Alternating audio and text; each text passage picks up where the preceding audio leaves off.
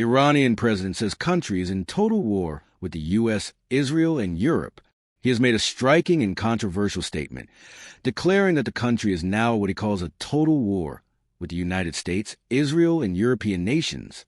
Take a look at this here as Iran's president saying this weekend that his country is in a full-scale war with the U.S., Israel, and Europe. The remarks by President Masoud Pezeshkian were published on the website of the country's supreme leader, Khamenei. The remarks come just ahead of Israeli Prime Minister Benjamin Netanyahu's meeting with President Trump there in Florida tomorrow. Iran's president also quoted as saying this war is worse than his country's deadly war with Iraq that was back in the 1980s. In recent months, Iran and Israel have been involved in direct and indirect military confrontations, including missile exchanges and airstrikes on strategic targets. The United States has openly supported Israel while maintaining sanctions and military readiness in the region. Josh, nice to be with you and happy holidays. Happy holidays. And I did want to ask you here first. We saw that quote, of course, translated there, and essentially it translates to quote unquote full-scale war. What do you make of that, and what does Iran's president mean that there is a full-scale war with the U.S. and allies?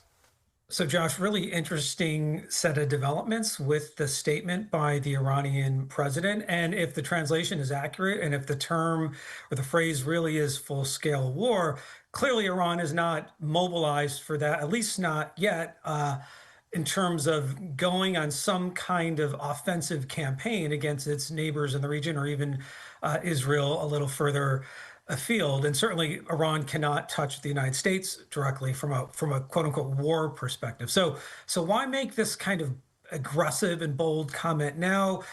As you mentioned at the top of the segment, it could be a way to send a message for the meeting tomorrow between President Trump and Prime Minister Netanyahu. I think they'll just, if anything, shrug it off, because clearly Iran is in a much weaker position than both the U.S.